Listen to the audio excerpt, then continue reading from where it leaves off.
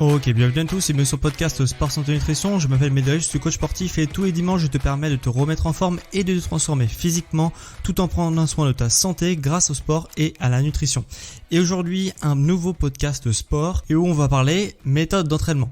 Et on va pas parler de toutes les méthodes d'entraînement, je vais te parler d'une méthode d'entraînement qui selon moi est la meilleure méthode d'entraînement pour 80% des gens à peu près. Donc pour qui est cette méthode d'entraînement? Avant que je te parle un petit peu de quelle méthode d'entraînement je préconise justement à ces 80% de personnes, elle va être parfaite cette méthode d'entraînement si tu veux perdre du poids, elle va être également parfaite si tu veux prendre de la masse musculaire et que tu es pas sec de nature, elle va être également parfaite si tu veux être plus complet physiquement, que tu veux te préparer aussi à un sport quel qu'il soit, elle va être aussi idéale si tu aimes bien les séances qui sont relativement courtes et intense, et ça va être la méthode d'entraînement à privilégier si tu t'entraînes sans salle de sport. Ok, et cette méthode que justement un peu magique pour toutes ces personnes là que je viens de te citer, ou pour ces groupes de personnes plus exactement, c'est la méthode du circuit. Ok, que l'on appelle sous différentes formes en fonction de certaines petites subtilités, mais ça peut être circuit training ou HIIT, donc High Intensity Interval Training. Voilà, elle prend différentes formes, on peut la nommer de différentes formes en fonction de certaines choses, mais dans tous les cas, ça reste des entraînements en circuit. Et avant de rentrer dans le détail justement de pourquoi c'est la meilleure méthode d'entraînement et des spécificités aussi de cette méthode d'entraînement, comment bien réaliser la méthode d'entraînement, etc., je vais te dire pour qui ce n'est pas forcément la meilleure méthode, la plus adaptée pour arriver rapidement à tes objectifs. Ça va pas forcément être hyper adapté pour les personnes qui sont maigres de nature, ok, qui ont du mal à prendre du poids et qui veulent justement prendre du poids, prendre de la masse musculaire. Là, ça va pas forcément être la méthode vraiment idéale. On y reviendra juste après. Pour ceux aussi qui n'aiment pas les séances plutôt cardio, plutôt intenses, plutôt courtes et intenses, voilà, et qui préfèrent des séances qui sont plus longues, mais où le cardio du coup ne monte moins.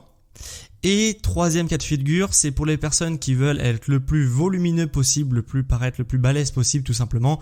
Eh bien, ce n'est pas du tout la méthode à privilégier. Il y a des méthodes qui sont bien mieux justement pour parvenir à ces trois objectifs que je viens de te citer. Donc, hormis ces trois cas que je viens de te citer, sinon c'est la méthode la plus rentable si tu fais partie des catégories que j'ai citées précédemment. Voilà. Donc, je vais essayer de te démontrer dans cet épisode et peut-être même te convertir à cette méthode d'entraînement à l'issue de cet épisode, et tu sauras vraiment comment faire cette méthode, pourquoi on fait cette méthode, pourquoi elle est mieux que les autres et pourquoi voilà, il faut tout simplement passer à l'entraînement en circuit si tu veux atteindre tes objectifs. Mais tout d'abord, avant qu'on rentre dans le vif du sujet, qu'est-ce que c'est qu'un entraînement en circuit? Déjà, l'entraînement en circuit, c'est le contraire d'un entraînement qu'on appelle en série, qu'on appelle aussi entraînement traditionnel. C'est quoi l'entraînement en série? L'entraînement en série, c'est tout simplement tu fais ton exercice, tu te reposes. Tu fais ton exercice, tu te reposes. Tu fais ton exercice, tu te reposes. Donc à chaque fois, ça fait une série et puis tu vas multiplier les séries d'entraînement tout au long de ta séance. Ça, c'est l'entraînement traditionnel.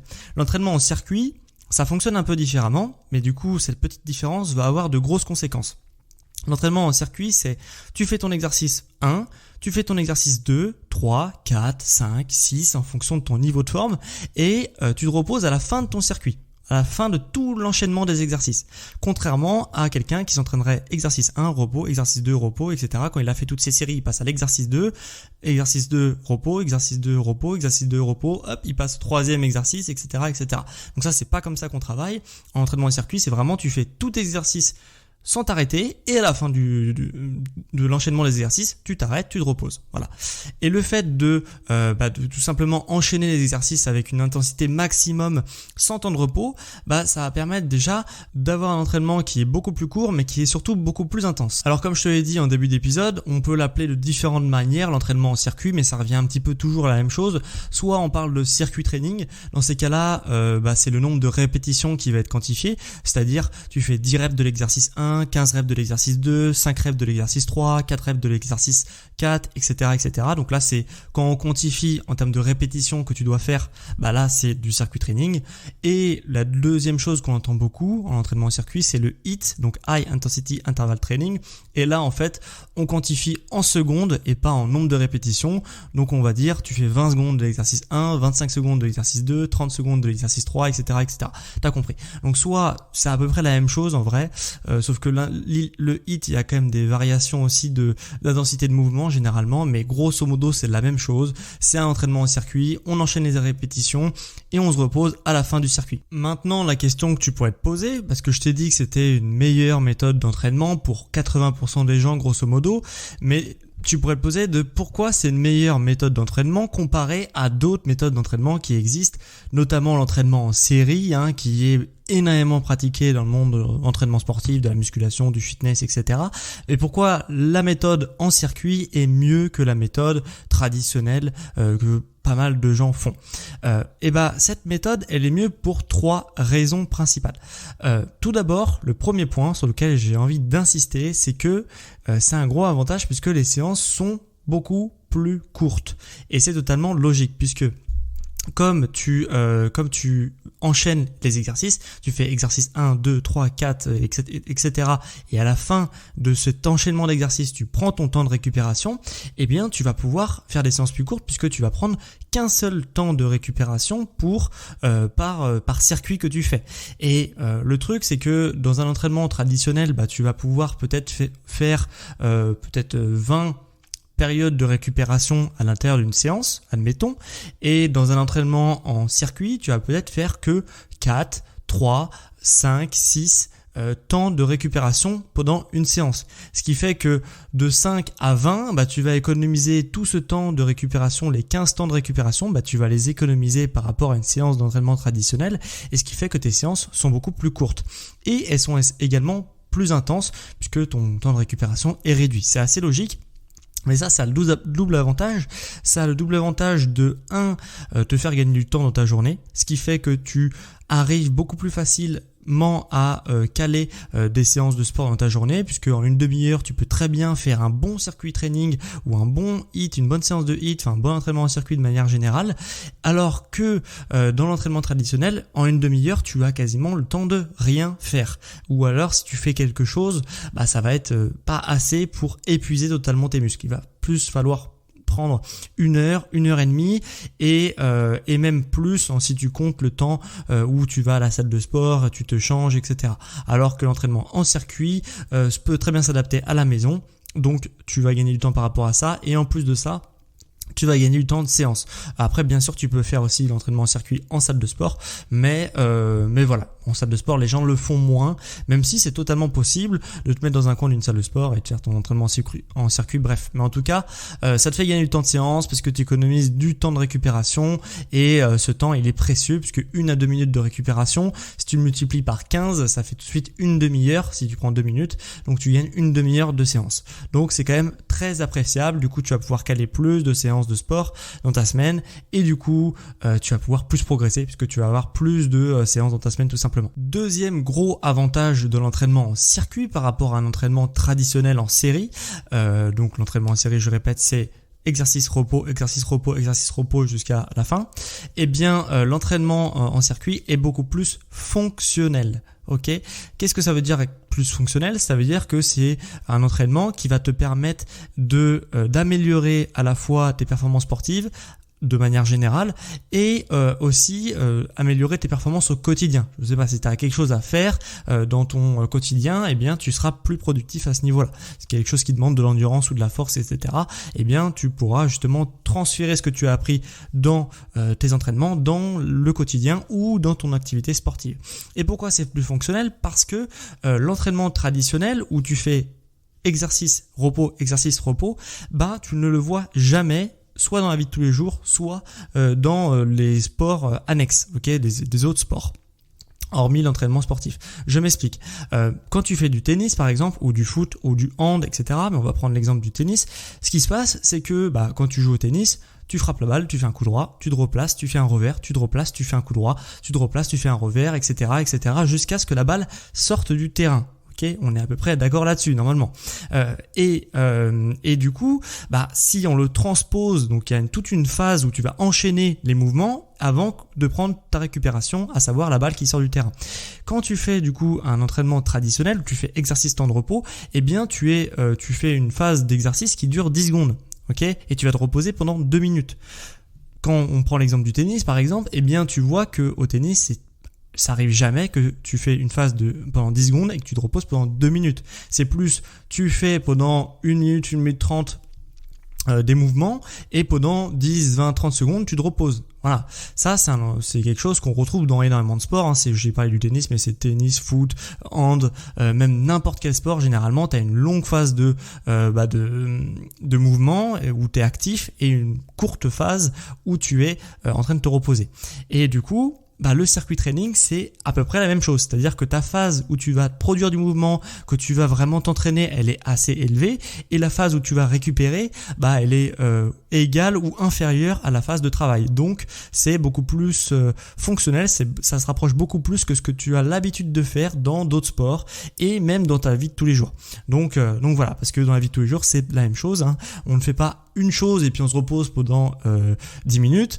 Non, généralement on fait plein de choses et puis quand on a fini de faire toutes nos choses, eh bien on se repose à la fin parce qu'on a bien travaillé, etc. Mais voilà. Donc c'est beaucoup plus fonctionnel également le circuit training puisque ça se cale beaucoup plus à ce que tu as l'habitude de faire et ce que tu peux avoir l'habitude de faire dans le futur. Donc voilà, pour ce deuxième point, c'est pour ça que c'est mieux parce que c'est un entraînement qui est beaucoup plus fonctionnel.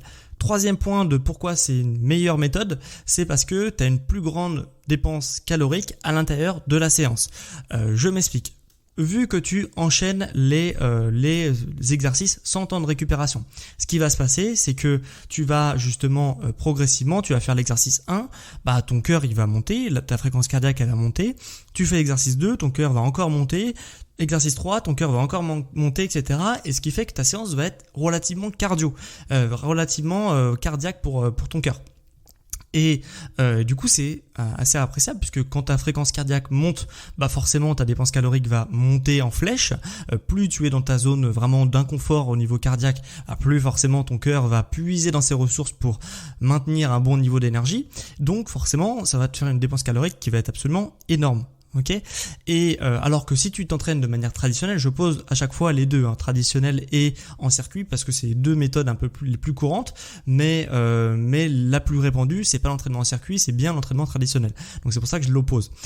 Mais du coup, pour revenir à l'entraînement en série, eh bien ta fréquence cardiaque elle va être relativement basse durant ta séance puisque à chaque fois que tu vas produire un effort qui va être très intense, tu vas te reposer pendant 2 minutes. Donc ta fréquence cardiaque elle va avoir le temps de retomber jusqu'à un niveau presque comme si tu étais au repos. Tout simplement parce que 2 minutes de récupération pour un entraînement pour un entraînement ou un mouvement de 10 secondes, ton cœur en 2 minutes il a largement le temps de récupérer, donc forcément ta dépense calorique à l'intérieur de la séance va être beaucoup plus faible. Et donc pour ces 3 points, à savoir des séances plus courtes, un entraînement plus fonctionnel et une plus grande dépense calorique à l'intérieur de la séance, c'est pour ça que pour moi, c'est la meilleure méthode pour 80% des gens. Pas tout le monde, effectivement, mais c'est la meilleure méthode pour 80% des gens que je vais te citer en début d'épisode. Maintenant, tu pourrais te poser, est-ce que c'est une méthode la plus appropriée pour justement gagner de la masse musculaire et être super volumineux, etc. Comme je te l'ai dit, c'était pas forcément la meilleure méthode. Pourquoi ? Parce que tout simplement, tu casses pas beaucoup de fibres musculaires sur un entraînement de circuit. Tu casses des fibres musculaires, mais tu en casses moins que dans l'entraînement en série. C'est bien le seul point fort de l'entraînement en série. C'est-à-dire que comme ton repos est extrêmement long, tu vas pouvoir fournir quand tu vas être frais, parce que du coup tu vas être à chaque fois frais après tes phases de repos. Eh bien, tu vas pouvoir être super explosif et tu vas pouvoir surtout charger à des charges que tu pourras mobiliser de manière extrême. C'est-à-dire, c'est vraiment les charges max que tu es capable de fournir. Et c'est pour ça, du coup, quand tu fais ça dans l'entraînement en série, ton corps, il est vraiment pendant 10 secondes ou 20 secondes soumis vraiment à une tension qui est maximale. Et ça permet de maximiser le fait de casser des fibres musculaires. Et c'est ce qu'on veut privilégier justement quand on veut prendre de la masse musculaire, c'est de casser un maximum de fibres. Alors que dans le circuit training, eh bien, comme je te l'ai dit, dit, tu vas enchaîner les exercices, ce qui fait que tu vas jamais être frais, ce qui fait que tu seras peut-être cramé au niveau cardiovasculaire, mais tes muscles, ils vont être relativement fatigués, mais pas cramés non plus. Et du coup, le fait de pas être cramé et vraiment d'épuiser le muscle, eh bien, ce qui fait que tu vas casser peu de fibres musculaires par rapport à un entraînement en série. Donc si ton objectif c'est justement de maximiser la prise de masse musculaire, ça va pas être la meilleure méthode, l'entraînement en circuit, tout simplement pour ça. C'est-à-dire que si tu veux casser des fibres, si tu veux prendre la masse musculaire, il faut casser des fibres, et pour casser des fibres, il faut être à 100% et être frais pour justement casser un maximum de fibres à chaque mouvement. Voilà. Donc voilà, si tu veux prendre de la masse musculaire et surtout si tu as difficulté à prendre de la masse musculaire, l'entraînement en circuit, ça va pas être idéal. Par contre, ne me fais pas dire ce que j'ai pas dit. C'est une très bonne méthode pour prendre de la masse musculaire de manière athlétique, mais tu vas pas pouvoir être super volumineux avec ça. C'est juste ce que je dis, c'est que faut pas t'attendre à un physique de bodybuilder, mais tu peux très bien prendre de la masse musculaire avec. C'est juste que c'est pas la méthode la plus rapide et la plus idéale. Par contre, c'est une super méthode pour justement avoir à la fois un physique qui est relativement musclé et qui est surtout hyper sec, puisque comme je te l'ai dit, ta dépense calorique va être relativement élevée pendant la séance, donc ça sera beaucoup plus facile de maintenir un corps qui est relativement sec avec peu de gras, etc. Donc maintenant qu'on a vu en quoi cette méthode était mieux et en quoi elle avait certaines limites, on va pouvoir voir quelles sont les erreurs à ne pas faire avec ce type d'entraînement, à savoir les entraînements en circuit. Premièrement, il faut varier tes exercices. Donc l'erreur, c'est ne pas assez varier tes exercices, parce que l'intérêt de cette méthode en circuit, c'est de pouvoir faire beaucoup d'exercices pendant ta séance. Et le fait de faire beaucoup d'exercices, ça va te permettre d'être super complet, puisque tu vas pouvoir justement enchaîner les différents mouvements et avoir un travail global du corps ou localisé si tu t'entraînes vraiment beaucoup dans la semaine, mais en tout cas tu vas pouvoir enchaîner les exercices et du coup l'entraînement il permet d'être complet. Donc si tu ne fais toujours les mêmes exercices, eh bien forcément tu vas pas être complet, tu vas juste être fort sur certains exercices. Donc l'erreur en circuit training, c'est de prendre une dizaine d'exercices que tu vas répéter chaque semaine, et ça c'est pas idéal puisque du coup tu vas être juste fort sur 10 exercices mais tu vas pas être super complet de manière globale. Donc l'erreur, il faut vraiment faire beaucoup plus d'exercices que ça. Si tu fais 10 exercices dans une semaine, c'est très bien, mais la semaine suivante essaye de faire d'autres exercices avec des mouvements qui sont légèrement différents pour justement avoir vraiment un physique qui est complet et aussi une performance qui est complète. C'est-à-dire que on peut te mettre sur n'importe quel exercice, tu seras plus ou moins bon et tu seras plutôt bon même d'ailleurs. Et ça te permettra en plus dans ton quotidien d'être plus performant, d'être plus dynamique. Même dans un autre sport, si tu pratiques un autre sport, tu seras beaucoup plus adaptable. Tu arriveras beaucoup plus à transférer ce que tu fais en entraînement solitaire, en circuit et dans un autre sport. Donc voilà, c'est l'intérêt de cette méthode, c'est de varier l'exercice pour être hyper complet et aussi avoir un meilleur physique, mais tout simplement aussi d'être aussi plus performant au quotidien. Deuxième erreur qu'on voit beaucoup, popularisée beaucoup avec les réseaux sociaux, internet, etc., c'est des entraînements en circuit qui sont que cardio. Ok, donc comme je te l'ai dit, il n'y a pas besoin forcément de mettre beaucoup d'exercices cardio dans un exercice de circuit training, tout simplement puisque de base le circuit training est ultra cardio. Puisque comme tu vas enchaîner des exercices sans temps de repos, forcément ta fréquence cardiaque elle va monter. Donc de faire du cardio, je ne veux pas dire que ça sert à rien puisque ça a quand même un intérêt, mais des exercices cardio, c'est-à-dire des jumping jacks, des squat jump, des burpees, des choses comme ça, ça a un intérêt, mais si tu fais que des exercices comme ça, bien tu vas juste travailler ton cardio. Alors que l'intérêt de cette méthode, c'est de à la fois travailler ton cardio et à la fois de travailler musculairement. Et l'idéal, c'est de se cramer au niveau cardio en utilisant des exercices musculaires.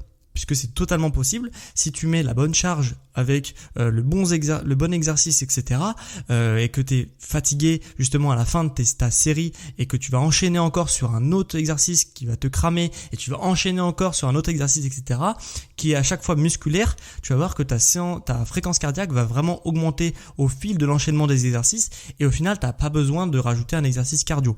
Par contre, En effet, si tu as peut-être des petits exercices vraiment des exercices d'isolation qui mobilisent pas beaucoup de muscles et que tu mets la bonne charge, ton cardio il va très peu monter. Donc peut-être que ça peut être intéressant de mettre un exercice cardio à l'intérieur de ce circuit pour justement avoir une dépense cardiaque un peu plus importante sur ta séance. Mais voilà, c'est plus en complément qu'il faut le faire et pas de base avoir beaucoup d'exercices cardio et après rajouter quelques petits exercices pour travailler au niveau musculaire. C'est plutôt l'inverse qu'il faut faire, c'est-à-dire travailler beaucoup au niveau musculaire.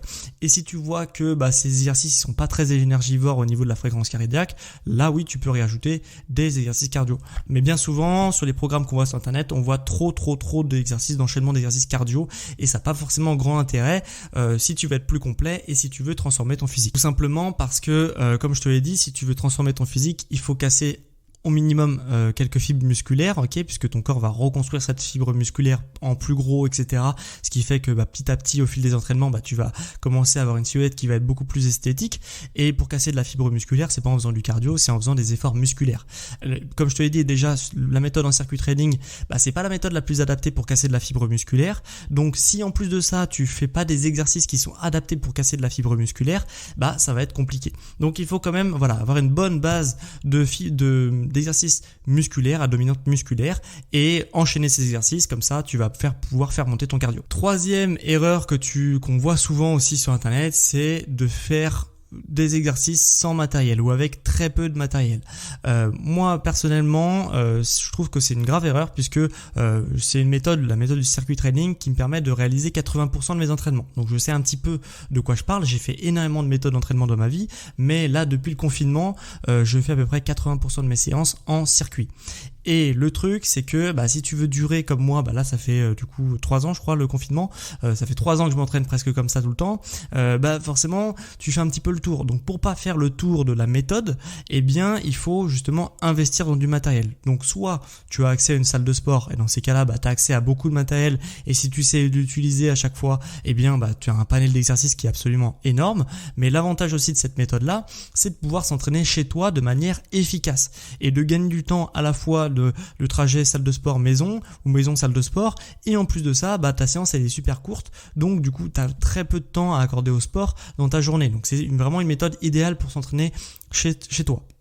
Donc, si tu veux ne pas faire toujours la même chose et continuer à être motivé et progresser surtout et atteindre un physique qui te convient au fil des semaines et des mois, il faut investir dans du matériel pour pas faire toujours les mêmes séances, toujours les mêmes exercices où au final on n'a même plus envie de se dépenser puisque on a toujours les mêmes sensations, etc.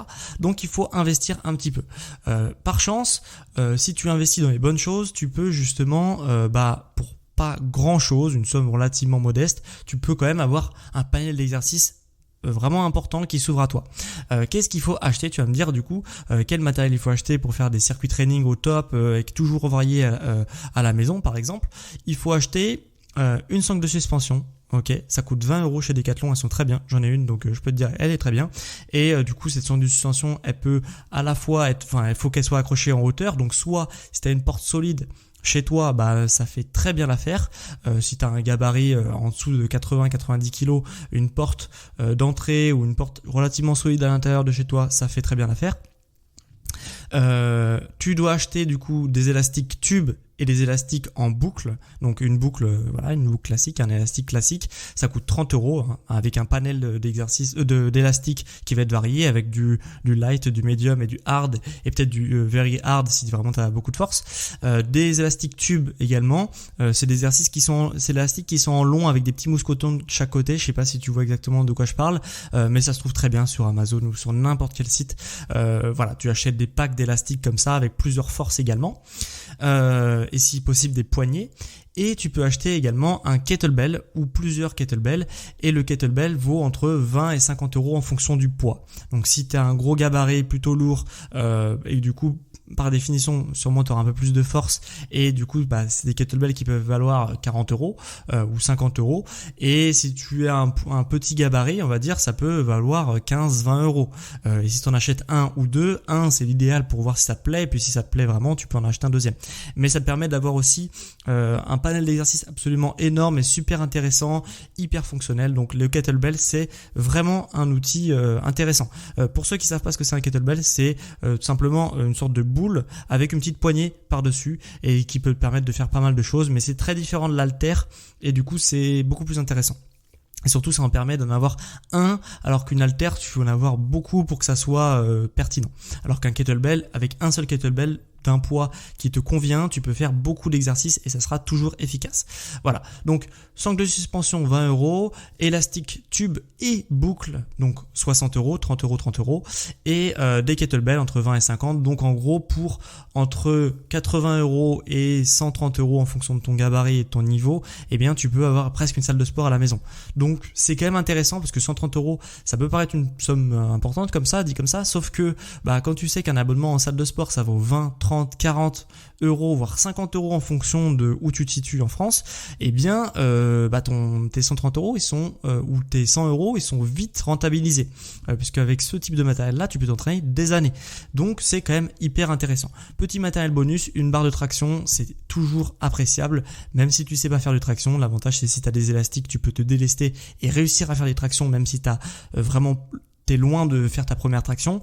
Je pense notamment aux femmes qui m'écoutent, puisque c'est plus rare, vu que c'est des muscles masculins, d'arriver à faire des tractions de manière innée chez les femmes. Et du coup, sache qu'avec un élastique que tu accroches à ta barre de traction, tu peux réaliser toi aussi à faire des tractions. Donc c'est pour tous les niveaux les barres de traction, et c'est vraiment un top exercice parce que tu as plein d'exercices, il n'y a pas que les tractions à faire sur une barre de traction. Et voilà, donc c'est aussi un matériel qui est assez appréciable. Ça vaut pas grand chose, mais il faut avoir quelque chose pour le fixer dans la maison. Donc les barres à pression, c'est pas hyper conseillé parce que ça enlève les peintures, etc. Donc faut généralement les fixer. Donc si t'es en location, ça peut être compliqué de fixer une barre de traction au mur. Et en plus, si t'es dans un petit appartement, ça peut être également compliqué d'avoir une barre de traction accrochée dans son salon. Donc c'est situationnel, mais c'est mieux. C'est pour ça que je te l'ai pas mis dans les obligatoires, puisque tu peux faire plein d'autres choses sans avoir une barre de traction. Mais une barre de traction, c'est quand même beaucoup mieux.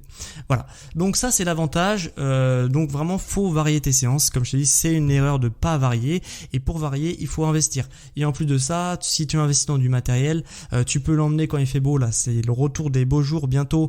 Tu peux t'entraîner dans un parc. C'est du matériel qui est léger, que tu prends dans ton sac à dos, tu t'entraînes dans un parc ou dans ton jardin, c'est super bien, tu peux profiter du soleil et tout, donc c'est vraiment cool. Donc ça serait l'erreur de faire toujours les mêmes séances chez toi, au poids de corps ou avec presque aucun matériel, 2 élastiques par-ci par-là.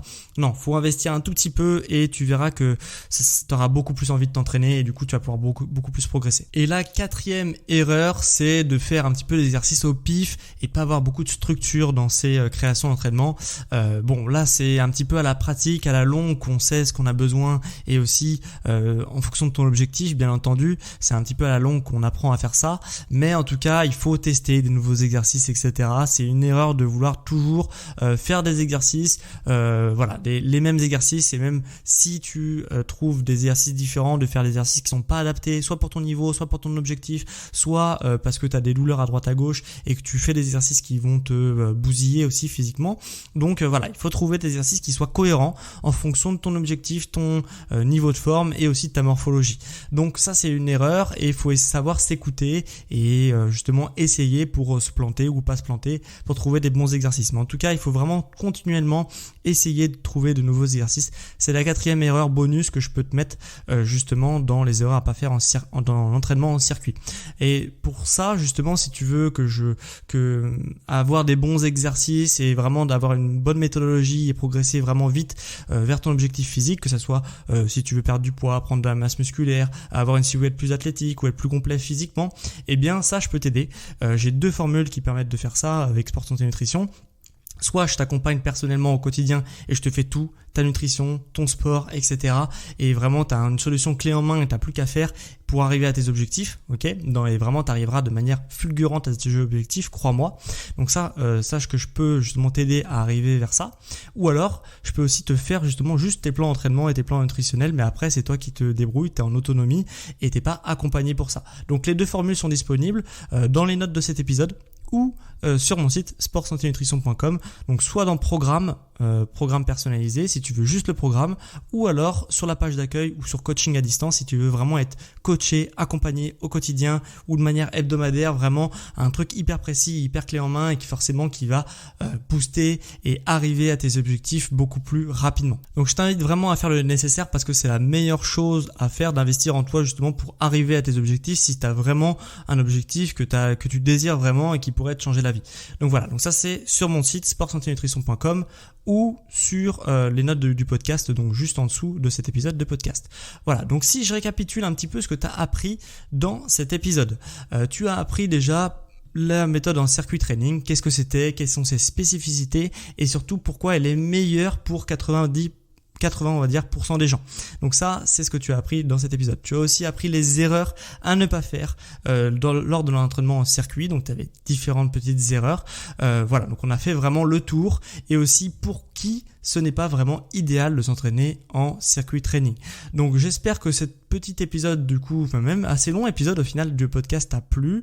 Si ça t'a plu, fais-le moi savoir. Comment on me le fait savoir? On me met un petit avis 5 étoiles sur les plateformes Apple Podcast ou Spotify en fonction de là où tu m'écoutes.